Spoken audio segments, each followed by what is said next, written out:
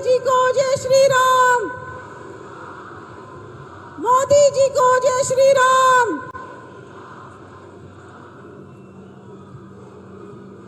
भारत माता की। मोदी जी को जय श्री राम।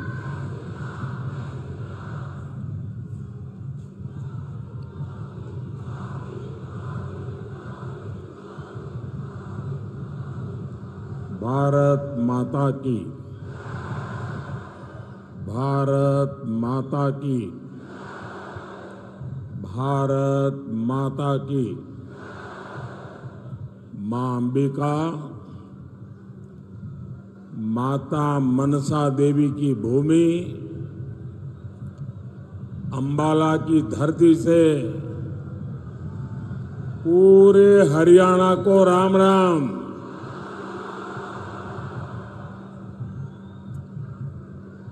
हरियाणा यानी हिम्मत, हरियाणा यानी हौसला, और तभी तो हरियाणा धाकड़ है, धाकड़। और मोदी ने तो कई सालों तक हरियाणा की रोटी खाई है।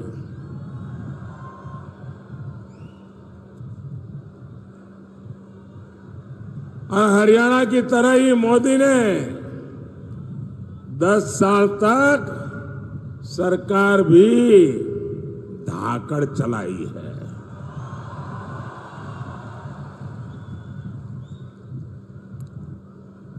आज अंबाला के आसमान में राफेल के विमान जब उड़ते हैं तो आपको गर्व होता है कि नहीं होता है? गर्व होता है कि नहीं होता है?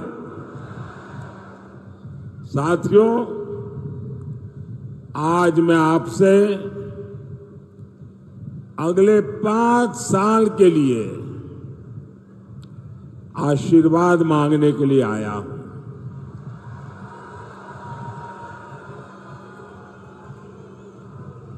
आप इतनी बड़ी संख्या में यहां आए, मैं आपका बहुत बहुत आभारी हूं। आज मेरे बहुत पुराने साथी, संगठन में भी काम किया, सरकार में भी काम किया, हमारे रतनलाल जी कटारिया जी की बरसी है। मैं उन्हें भी अपनी श्रद्धांजलि देता हूं। भाइयों और बहनों, 4 जून में अब सिर्फ 17 दिन बचे हैं। 4 चरणों के चुनाव में कांग्रेस और इंडी गठबंधन, ये उनके सारे साथी, सारे दल 4 चरण में चारों खाने चित्त हो चुके हैं।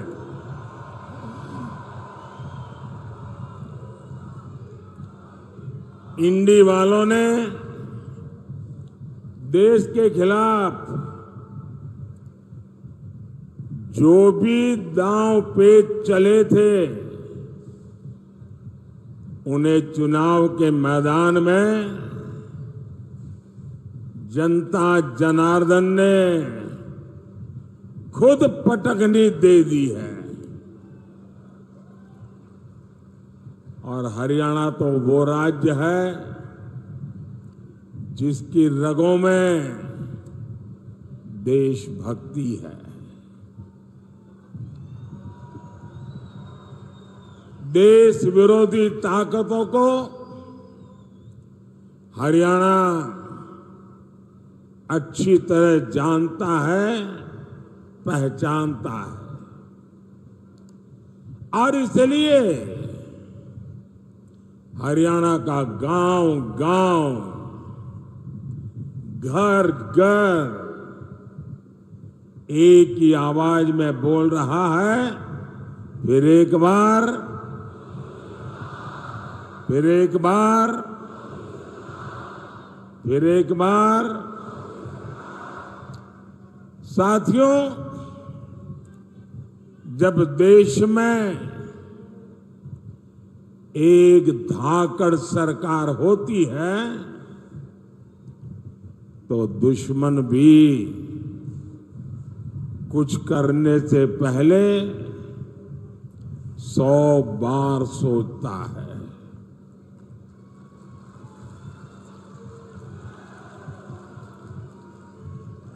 आज आप देखिए,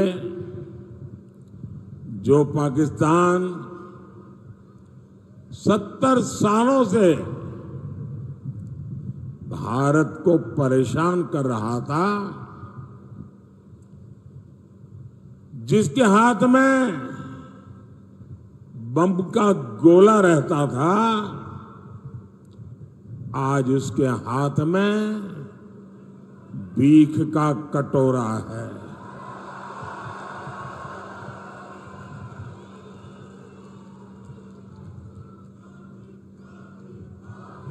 जब धाकड़ सरकार होती है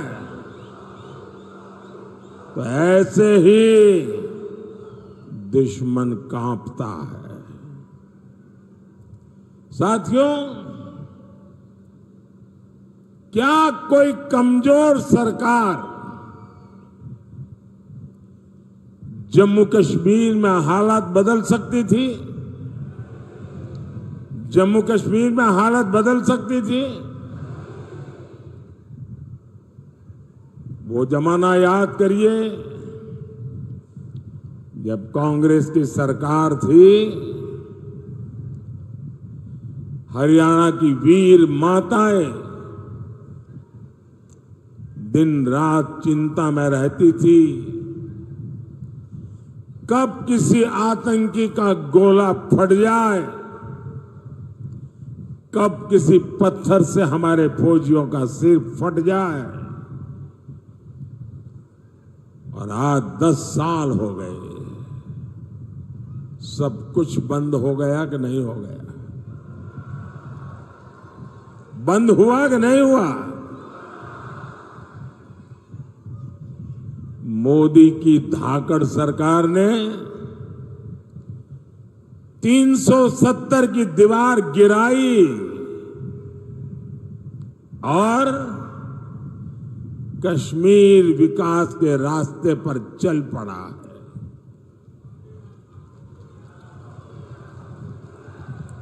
भाई और बहनों, कांग्रेस का इतिहास हमारी सेनाओं को, फौजियों को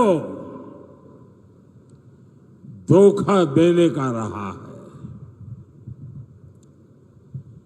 देश का पहला घोटाला कांग्रेस ने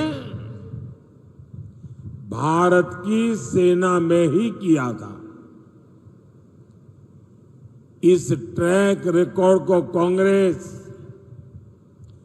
जब तक सत्ता में रही हमेशा नए नए घोटाले करके उसने बनाए रखा। बोफोर्स घोटाला, पनडुब्बी घोटाला, हेलीकॉप्टर घोटाला, कांग्रेसी भारत की सेनाओं को कमजोर बनाकर रखते थे। जानते हैं क्यों? ताकि विदेश से हथियार मंगाने के नाम पर मोटी कमाई कर सके। हमारे सैनिकों की छोटी छोटी जरूरतों को तो ये कांग्रेसी पूछते तक नहीं थे। हमारे सैनिकों को कपड़े, जूते, बुलेट प्रूफ जैकेट, ये भी ठीक से नसीब नहीं होते थे। उनके पास अच्छी राइफलें तक नहीं थी। उन्हें लाठी देकर कहा जाता था कि आतंकियों की गोलियों का मुकाबला करो। और जब मोदी सरकार में आया तो उसने कहा अब ये नहीं चलेगा। मैंने भारत की सेनाओं को आत्मनिर्भर बनाने का अभियान शुरू किया। आज सेना को मेड इन इंडिया हथियार मिल रहे हैं। जो भारत कभी दूसरे देशों से हथियार मंगाता था, वो अब दूसरे देशों को हथियार बेच रहा है।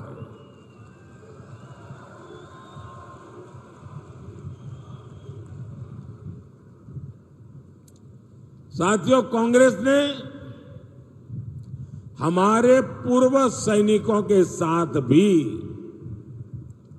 विश्वासघात किया। 4 दशक तक कांग्रेस पूर्व सैनिकों को 1 रैंक 1 पेंशन के लिए तरसाती रही। और जब 2013 में उनको लगा कि मोदी एक बहुत बड़ी चुनौती बन गया है, तो उन्होंने जाते जाते 1 रैंक 1 पेंशन के लिए 500 करोड़ रुपए का बजट में प्रावधान किया। और वो 500 करोड़ का कागज लेकर के इस शहजादे हरियाणा में पूर्व सैनिकों के सम्मेलन करते थे, पंजाब में जाते थे, हिमाचल में जाते थे और भ्रम फैलाने का काम करते थे कि देखिए हमने वो आरोपी कर दिया, 1 रैंक 1 पेंशन कर दिया। इनकी झूठ बोलने की इतनी हिम्मत है, इनकी झूठ बोलने की इतनी आदत है, बड़े बड़े पत्रकार भी भ्रम में रहते हैं। ऐसा शानदार झूठ बोलते हैं लोग। भाइयों बहनों, जब आपने मुझे सेवा का अवसर दिया, मोदी ने डंके की चोट पर 1 रैंक 1 पेंशन का वायदा पूरा किया।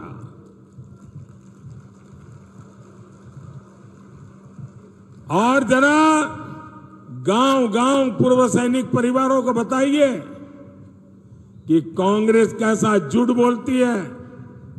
उन्होंने 500 करोड़ रखा था। हमारी सरकार ने जब ओआरओपी दिया तो कितना खर्च हुआ पता है?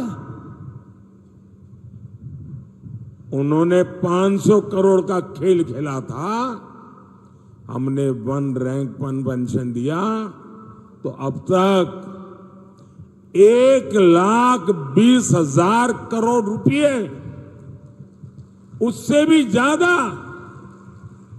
मोदी हर सैनिक की परिवार को पहुंचा चुका है। अब आप बताइए, 500 करोड़ कागज पे लिख करके देश के लिए जीने मरने वाले, देश के लिए जान की बाजी लगाने वाले, और हरियाणा कुरुक्षेत्र की धरती जहां सत्य विजयी होता है, उस धरती पर पूर्व सैनिकों के सामने झूठ बोलने का पाप किया था। और जब मोदी ने इसको लागू किया 1,20,000 करोड़ रुपए के साथ हर परिवार की चिंता की है और मोदी हर परिवार की चिंता समझता है और इसीलिए ऐसे संवेदनशील निर्णय लेता है। साथियों, मोदी विकसित भारत का संकल्प लेकर निकला है और जब मैं विकसित भारत का संकल्प निकला हूं तब हरियाणा का मुझ पर बहुत अधिकार भी है, क्योंकि मेरी विकास यात्रा में हरियाणा के भी संस्कार है।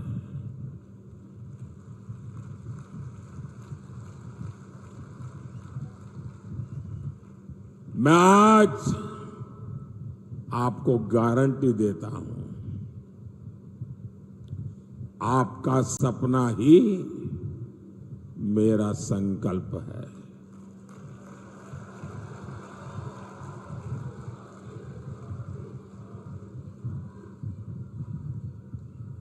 पल पल आपके नाम, पल पल देश के नाम, 24/7 फॉर 2047।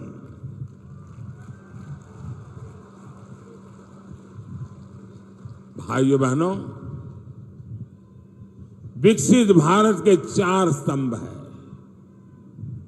गरीब, युवा, महिला और किसान। मोदी इन 4 स्तंभों को ऐसी मजबूती देना चाहता है ताकि मेरा देश मजबूत हो, मेरा हिंदुस्तान मजबूत हो। किसानों का कल्याण मोदी की प्राथमिकता है। 2014 से पहले के 10 साल में कांग्रेस की सरकार ने देश के किसानों से सिर्फ, और ये भी मेरा एक काम करेंगे, जरा मैं आपको पूछता हूं, मेरा एक काम करेंगे? जरा हाथ ऊपर करके बताइए, करेंगे? ये मैं जो आंकड़ा बोलता हूं याद रखेंगे? किसानों को जाके बताएंगे? धीरे धीरे हाथ नीचे हो रहा है, बताएंगे? कांग्रेस के जमाने में सिर्फ 7.5 लाख करोड़ रुपए का अनाज एमएसपी पर खरीदा गया था। कांग्रेस के जमाने में 10 साल में कितना? 7.5 लाख करोड़ का एमएसपी पर अनाज खरीदा गया था। ये किसानों के नाम पर राजनीति करते हैं ना। 10 साल में 7.5 लाख करोड़। और मोदी ने क्या किया? 10 साल में 20 लाख करोड़ रुपए का एमएसपी में हमने किसानों से अनाज खरीदा, यानी 3 गुना अनाज एमएसपी पर खरीदा गया है। और पहले तो पैसा मिलने में भी कई महीने लगते थे। अब पैसा सीधे किसान के नाम पर बैंक के खाते में जमा हो जाता है। साथियों, कांग्रेस ने गन्ना किसानों को सिर्फ और सिर्फ धोखा दिया है। आज गन्ने का एफआरपी करीब 350 रुपये क्विंटल है, जबकि कांग्रेस की सरकार करीब 210 रुपये प्रति क्विंटल देती थी। ये आंकड़े याद रखना, मुंह तोड़ जवाब देना इस झूठ बोलने वालों को। 2014 में जब हम लोग आए तब गन्ने का बकाया करीब 60,000 करोड़ रुपया था। किसान का पैसा था, उसकी मेहनत का पैसा था। 60,000 करोड़ रुपया बकाया था, जबकि इसी साल हमने 1,14,000 करोड़ की पेमेंट की है।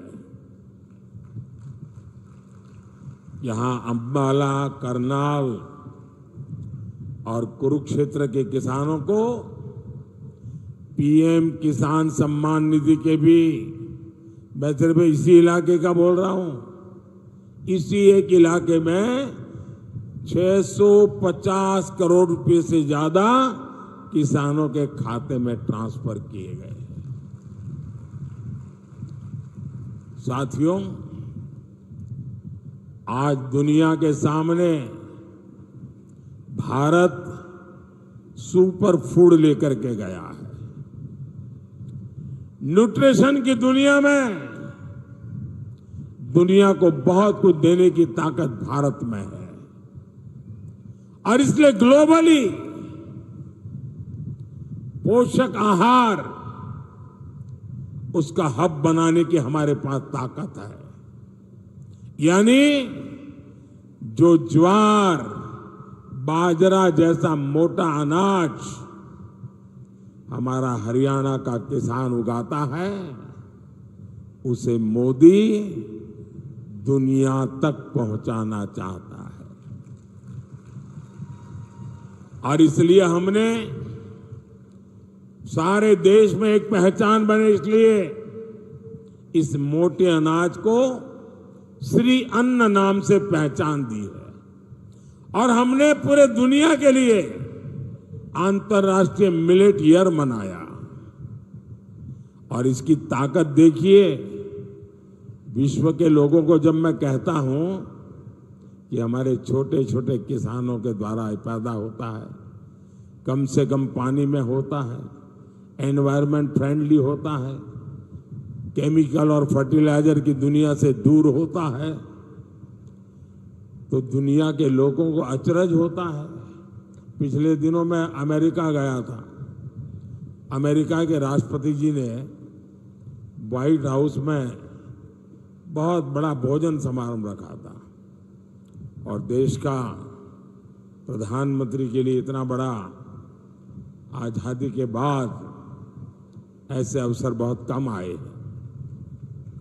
लेकिन मजा ये थी कि सारे मेहमानों को खाने में ये हमारा मिलेट परोसा गया था, ये ज्वार बाजरा परोसा गया था।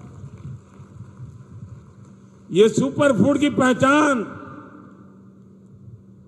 मेरे हरियाणा, राजस्थान, ये जो राज्य है, उनके किसानों के लिए बहुत बड़ा अवसर लेकर आई है। साथियों, हम एक बहुत बड़ी, दुनिया की सबसे बड़ी योजना उसको लेकर के आए हैं। हम 2 लाख से ज्यादा गोडाउन बनाने पर काम कर रहे हैं। हमारे देश में अनाज के इतने बड़े भंडारण, उस दिशा में हम काम कर रहे हैं। आने वाले 5 साल में हम आलू, प्याज और टमाटर किसानों के लिए विशेष क्लस्टर बनाने जा रहे हैं। साथियों, मोदी की एक और गारंटी खेती में ड्रोन क्रांति की है, और इसकी जिम्मेदारी मैं माताओं बहनों को दे रहा हूं। मैं गांव की महिलाओं को ड्रोन पायलट की ट्रेनिंग दे रहा हूं, लाखों रुपया का ड्रोन उनको दे रहा हूं। और हरियाणा के कृषि क्षेत्र को जिस तरह यहां की माताएं बहनें संभाले हुए, आप देखिएगा खेती के ड्रोन के इस्तेमाल में भी हरियाणा सबसे आगे रहेगा।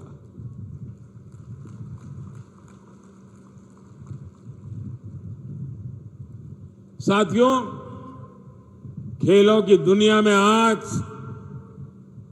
हरियाणा का इतना नाम है तो उसके पीछे हमारी बेटियों की ताकत है। और मोदी ने बेटियों के लिए सैनिक स्कूलों के भी दरवाजे खोल दिए।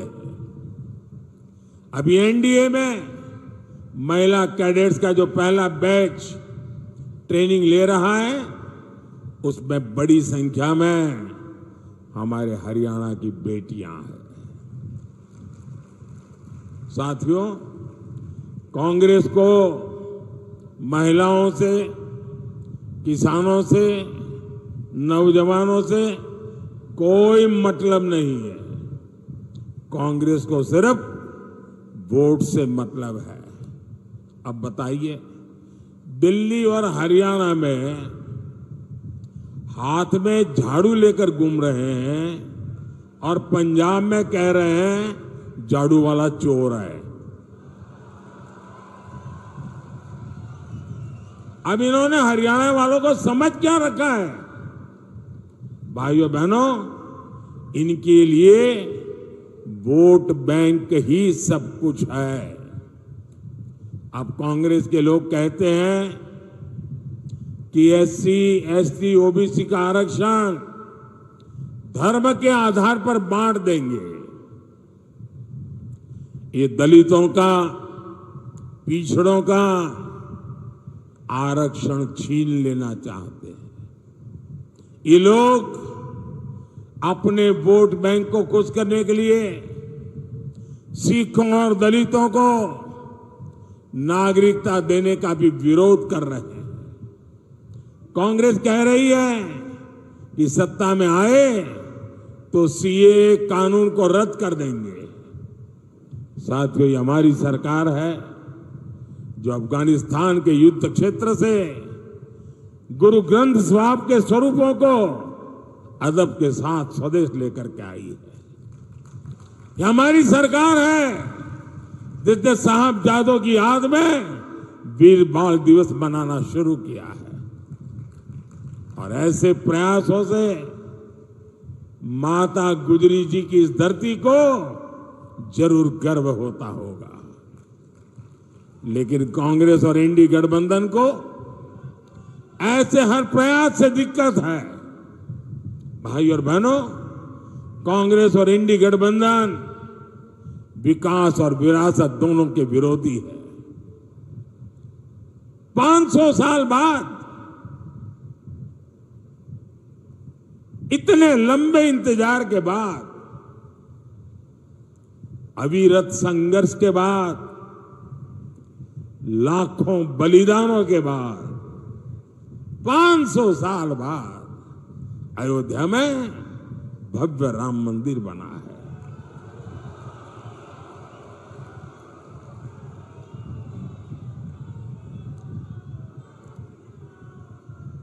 पूरा देश राममय हो चुका। पूरा देश राम मंदिर से इतना खुश है, इतना खुश है, जिसे लोग समझ नहीं पाते हैं। लेकिन कांग्रेस और इंडी गठबंधन के नेता आए दिन मंदिर के लिए अपमानजनक बातें करते हैं। भाई और बहनों, हमारी सरकार अंबाला की दिल्ली से कनेक्टिविटी बढ़ाने के लिए लगातार काम कर रही है। हम यहां के एयरफोर्स बेस को उड़ान योजना से भी जोड़ रहे हैं। बहुत जल्द ही आप अंबाला से दूसरे शहरों के लिए हवाई जहाज पकड़ सकेंगे। पहले मनोहर जी के दरमियान और हम नायब सिंह जी के नेतृत्व में अंबाला उत्तर भारत का एक बड़ा इंडस्ट्रियल हब बन रहा है। इन सब का फायदा यहां के युवाओं को होगा, उनके लिए रोजगार के नए मौके बनेंगे। ये चुनाव भारत को आत्मनिर्भर बनाने के लिए है। ये चुनाव भारत को विकसित बनाने के लिए है। ये चुनाव देश का प्रधानमंत्री कौन हो, किसके हाथों में देश सुपुर्द किया जाए, इसके महत्व वाला चुनाव है। साथियों, 25 मई को आपके यहां चुनाव है और 25 मई को अंबाला से बहन बंटो कटारिया जी हमारी उम्मीदवार है, करनाल से श्री मनोहर लाल जी है और कुरुक्षेत्र से भाई नवीन जिंदल जी। मैं आपसे आशीर्वाद मांगता हूं, भारी वोटों से इनको विजयी बनाइए और इन तीनों को मिला आपका वोट सीधा सीधा मोदी के खाते में जाएगा। और इसलिए ज्यादा से ज्यादा मतदान हो। सुबह 10 बजे से पहले मतदान कैसे बढ़े? पहले मतदान फिर जलपान, ये संकल्प को कैसे घर घर पहुंचाए। ज्यादा से ज्यादा पोलिंग बूथ जीत करके आए और हर परिवार को अपना वोट का अधिकार उपयोग करने के लिए प्रेरित करें। मेरे साथ बोलिए, भारत माता की, भारत माता की। बहुत बहुत धन्यवाद।